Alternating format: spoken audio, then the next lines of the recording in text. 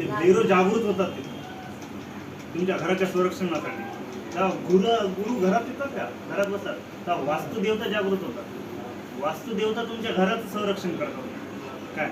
आणि जेव्हा गुरु जेवण करतात का, तेव्हा तुमच्या घरातली अन्नपूर्णा देवी जागृत होते, तुम्हाला अन्नाची प्राप्ती व्हायला चालू होते. आणि जसं जसं गुरु अन्नाचा एक एक एक एक तुकडा जसा जसा खायला सुरुवात करतात, तसं तसं तुमचं एक एक एक एक तुमचं जे आहे कर्म, पाप कर्म जे आहेत, तर ते काय होतात, कटायला चालू होतात. आणि अशा पद्धतीनं गुरु जे येऊन जातात का, तिथून पुढे म्हणतात की बाबा गुरु एकदा आलते आमच्या घरी ना आमचं सगळं चांगलं व्हायला सुरू झालं.